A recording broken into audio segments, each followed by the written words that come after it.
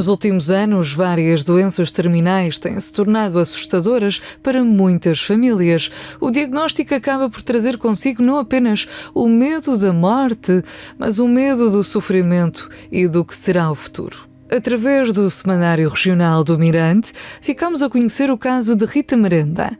Era criança quando enfrentou o cancro e aos 45 anos admite que ainda não é fácil falar da doença, que deixou marcas também na sua família.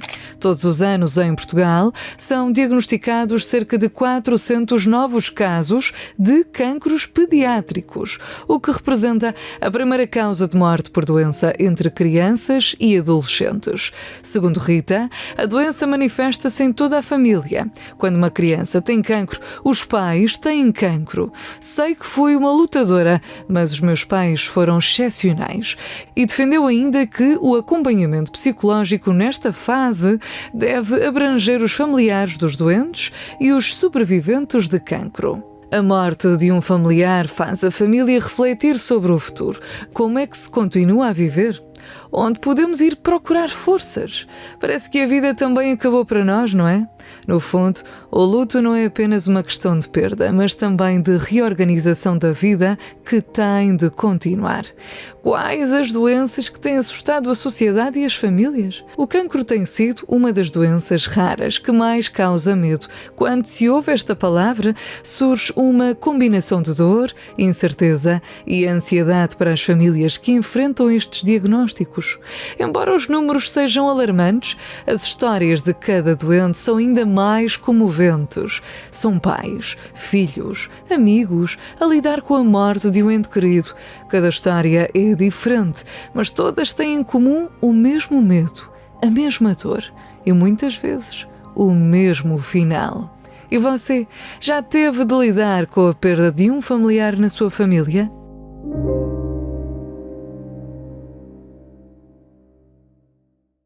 Graças a Deus, né? Estamos com todos vocês com o programa Luxemburgo Direto. Você viu essa matéria que nós acabamos de colocar, né? Sobre os diagnósticos da morte?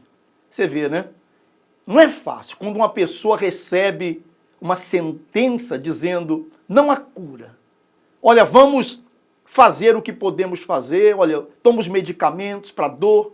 Como eu já conversei com pessoas que elas me disseram assim, eu tomo remédios para a dor e mais nada. O médico diz que não há o que fazer por mim, porque eu tenho um cancro agressivo, eu tenho uma doença crônica e eu não sei o que eu faço mais da vida.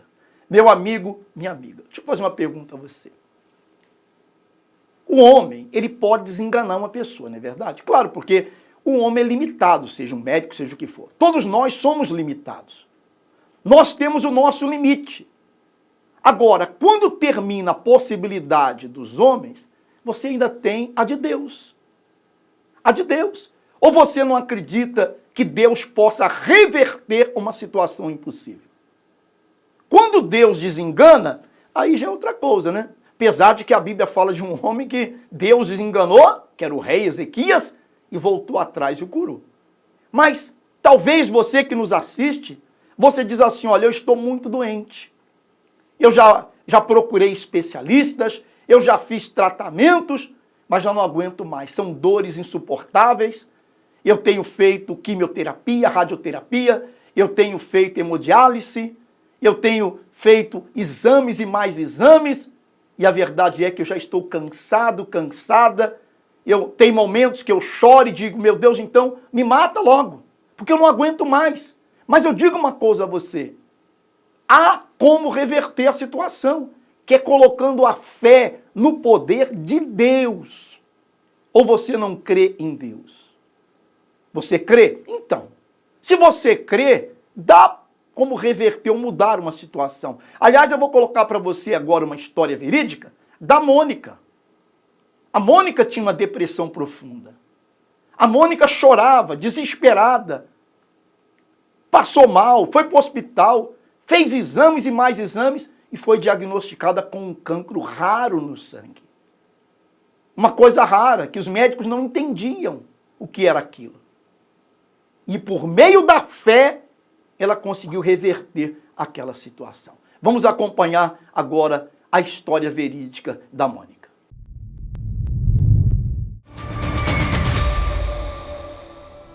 Muitos anos que tive uma depressão. O médico até dizia que era crónica, que ia ter que fazer uma medicação toda a vida. Sentia-me triste, sozinha, com muita gente, mas para mim estava sempre sozinha. Pronto, era isso, triste. E sempre muito acelerada, nada. Depois parecia que nada corria como eu queria. Então eu andava sempre triste, achava que só eu ia ter paz. Eu dizia, quando morresse. Quando eu morresse, eu ia ter paz. Porque até lá não. Passado um tempo começaram a surgir os problemas de saúde. Começou com o apêndice, que não tinha sinais nenhum de apêndice, nada, não tinha dores, não tinha nada, só uma má disposição. Tive que retirar o apêndice, já estava com infecção pelo corpo mesmo. Na altura, o cirurgião depois disse ao meu marido, é assim, ela ia cair para o lado e quando fosse autópsia era um simples apêndice. Passando tantos problemas de saúde, cheguei a ter, apareceu maior. Comecei a ficar mal disposta, pronto, tem má disposição, não é? Pronto, mas não. Minha barriga começou a aumentar. Cheguei ao hospital, o segurança indicou-me obstetrícia. Para ter ideia do estado com que eu estava.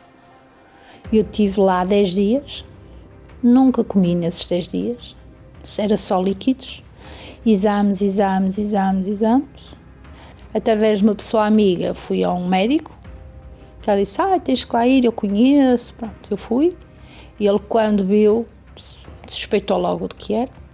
Depois ele veio exames que tinha, em que eles diziam que eu tinha uns pequenos quistos no fígado. E então foi visto que aquilo não eram quistos, aquilo eram metástases.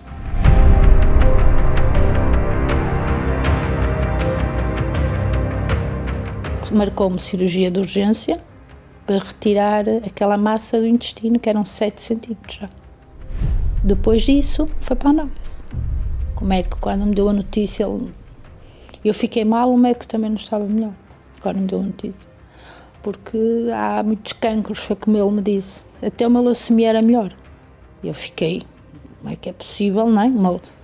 Que ele me disse que era um sarcoma histiocítico, que é um tipo de cancro no sangue que se manifesta noutros órgãos. Ele cria massa, em qualquer órgão ele pode criar uma massa. E assim, e só acaba por se dar fé dele quando a massa interfere no órgão. Só que, entretanto, decidiram pedir-me exames e nesse espaço foi que eu recebi um convite para vir à Universal. E eu, na altura, eu estava num desespero total e eu disse, eu vou. Eu fui tocada naquele momento porque eu entrei a chorar, eu nem respirava, eu sufocava, só chorava. E eu saí de lá a sorrir. Eu soube que ia ser curada. Eu ali soube que ia ser curada. A palavra entrou, eu soube que ia ser curada. E cheguei a casa e disse, eu vou ser curada. Deus vai agir e eu vou curar. A igreja passei a ir, enquanto eu pude, todas as terças-feiras. Eu ia à igreja, à corrente da saúde.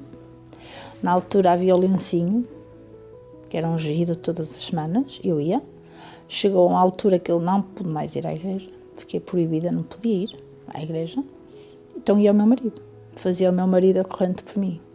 Era ele que ia, orava por mim, levava uma foto minha, falava com os pastores, como é que estava, como é que não estava, pedia oração, levava-me o lencinho, e esse lencinho andava sempre comigo. Aí começou o milagre. O milagre foi o processo todo foi um milagre, mas quer dizer, para eles foi, eu pedi tanto a Deus para ter as células. Graças a Deus está tudo. A partir daí foi o transplante. Continua a ser seguida na parte onco do sangue. A própria médica diz, não lhe custa muito vir ver-me uma vez por ano, conversarmos um bocadinho. Pronto, é isso que eu vou fazer, porque eu vou, mas vou confiante que tenho tudo bem. Eu não tenho dúvida. Eu vou para a consulta, não vou com ansiedade, não vou com aqueles problemas. Será as análises? Porque eu vou logo para as análises. A primeira coisa que eu faço é as análises. Eu não vou com as análises, será que estão bem, será que estão mal? Não vou. eu durmo normal, não tenho problema nenhum, porque eu tenho a certeza do que Deus fez na minha vida. Graças a Deus, eu recuperei peso, eu recuperei tudo muito facilmente. Tudo foi ao normal facilmente. Ao normal não, foi melhor. Porque eu estou muito melhor que o que eu era antes disso tudo. O Espírito Santo é tudo, não é? É o que nos dá a força, que nos dá a certeza de tudo. E eu acho que é o topo de tudo. Sem Ele, nada é possível. Eu estou bem, sou grata a Deus. Eu sei que sem Deus eu nesta hora não estava aqui. E por isso mesmo eu não largo Deus. A minha corrente de terça-feira eu não deixo de fazer. E foi ali que eu comecei. Enquanto eu tivesse vida, essa corrente eu não largava. E não largo. Venho sexta, domingo também não. Todos os domingos de manhã. Eu inicio a semana com Deus, é para Ele. Se eu cá estou, é para Ele. Eu pergunto uma coisa a você. Houve ou não houve solução para a Mônica? Então, por que não pode haver solução para você? Mas eu não estou doente, qual o problema? A gente citou as enfermidades, mas talvez você diga, eu estou aqui triste, angustiado, porque eu estou com um problema na minha casa, com meu marido, com meu filho, seja o que for, meu amigo, minha amiga. A Bíblia diz que para Deus não há nada impossível. Aliás, eu sempre digo, quem atrapalha Deus somos nós, né? Se a gente não atrapalhar, é tudo. Se a gente crê, ó Deus, eu entrego a minha vida nas tuas mãos, eu não vou atrapalhar, eu entrego a minha vida nas tuas mãos, Ele vai cuidar de você. Não importa a maneira que você esteja. Talvez há muitos que se sentem desprezados, né? Sozinhos, abandonados, ainda mais no momento difícil da vida, parece que todo mundo se afasta da gente. No momento difícil, só Deus. Então, aonde você estiver, se apegue a Deus, use a sua fé, como a Mônica fez. E a vida dela mudou. Se você quiser a nossa ajuda em oração, procure uma igreja universal próxima da sua casa. No Luxemburgo tem o website, entra lá. Tem aí um número também que você pode ligar e pergunta, olha, onde é que tem uma igreja universal mais próxima da minha casa? E ele vai falar para você. E você vai poder participar, tá bem? E com certeza o poder de Deus vai se manifestar, tá bom? A nossa morada no centro do Luxemburgo, que é a nossa sede, número 4 da Praça de Estrasburgo, a 400 metros da estação dos comboios do Luxemburgo, tá bem? Esse Deus, meu amigo e minha amiga, Ele opera milagres. Ele transforma vidas, não só por fora, mas por dentro também, tá bem? Ele dá paz, dá alegria. Claro, dentro é quando a gente recebe o Espírito Santo, a presença de Deus. E nós estamos vivendo na Igreja Universal o jejum de Daniel. O que é o jejum de Daniel? É um jejum audiovisual que nós, então, nos afastamos de tudo aquilo que tira a nossa atenção, que tira o nosso tempo com Deus. E a gente, então, ora mais, busca o Espírito Santo mais, vem mais à igreja, e a gente busca o Espírito Santo para ser cheio do Espírito Santo. E quando o Espírito Santo entra, a mudança acontece por completo, que é dentro da pessoa. Como aconteceu na vida desta pessoa que você vai acompanhar agora. A minha preparação para o jejum de Daniel está a ser efetuada, ou seja, eu tive que abdicar preferi abdicar de informações escolares. Por exemplo, eu gostava muito de ver futebol e tudo mais, então abdiquei disso. Tenho vindo mais na igreja também, tenho acordado algumas vezes de madrugada, tenho jejuado, sei lá, tenho lido a Bíblia, tenho lido o livro Eis-me Aqui também, então tentado fazer a minha parte, basicamente. A minha expectativa é melhor, é receber o Espírito Santo, que é isso que eu tenho lutado mesmo. O jejum de Daniel eu acho que é uma oportunidade, não é? para nós nos prepararmos, não é? Para nós abdicarmos daquilo que não importa, não é? Mais no sentido do mundo, e nos focalizarmos naquilo que é de Deus, não é? No mundo de tantas distrações, onde tantas coisas competem pela sua atenção, aqueles que desejam ser cheios do Espírito Santo, Deus chama para um lugar, o Monte Sião. Durante 21 dias, o foco total no fortalecimento da fé em busca da maior das promessas. derramarei o meu espírito sobre toda a carne. E há de ser que todo aquele que invocar o nome do Senhor será salvo, porque no Monte Sião e em Jerusalém haverá livramento. Jejum de Daniel rumo ao Monte Sião, de 13 de julho a 2 de agosto. Prepare-se. Você veja que o que nós temos que fazer é aproveitar as oportunidades, né? Deus nos dá oportunidade de mudar de vida. Todos nós temos oportunidades. Agora, se vamos aproveitar ou não, isso é outra coisa. Então, que você que nos assiste neste momento, saiba que há como a sua vida mudar, se transformar por meio da fé no poder de Deus, tá bem? Então que você busque a Deus, que você entregue a sua vida, os seus caminhos, e o Espírito Santo, com certeza, ele virá sobre a sua vida. Nós vamos agora realizar uma oração por todos vocês, né? Vamos fazer essa oração para que haja uma transformação por completo na sua vida, tá bom? o pastor João está no nosso SOS espiritual.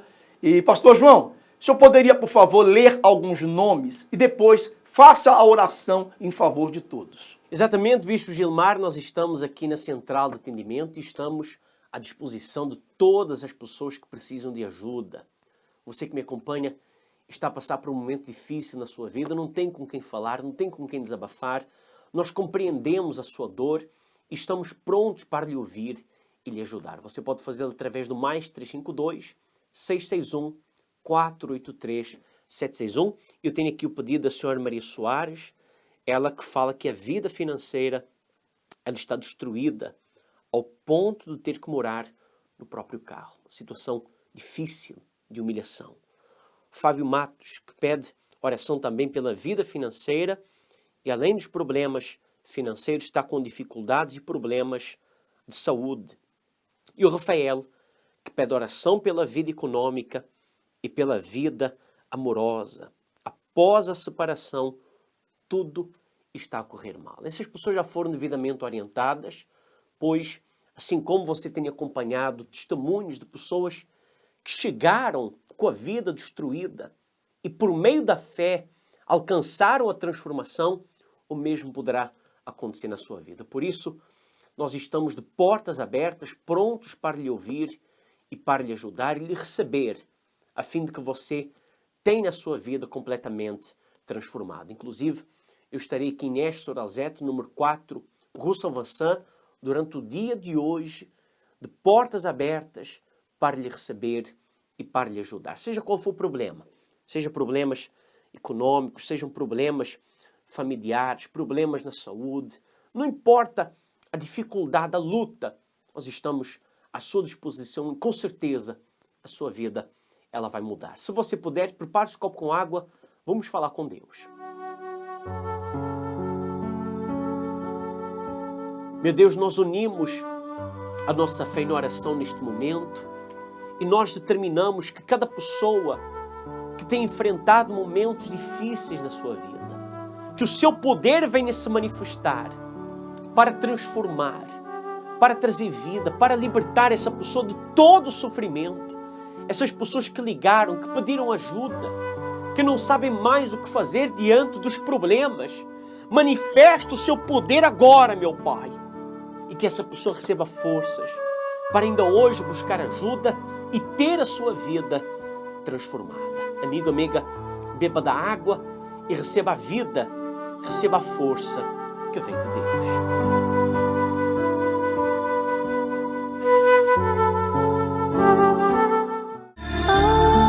Meu Senhor lembrou de mim quando eu chorei de aflição,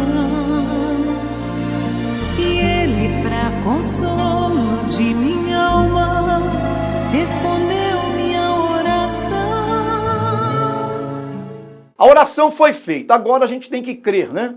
Crer, dar um passo de fé, enfim, fazer a nossa parte para que Deus possa fazer a parte dele, tá bom? Nós estamos chegando ao final do programa Luxemburgo em Direto, mas amanhã estaremos de volta com todos vocês, tá bom? Mas eu digo uma coisa a você, dê um passo para Deus. E Ele vai dar 2 na sua direção, tá bem? Um forte abraço, que Deus abençoe e até amanhã.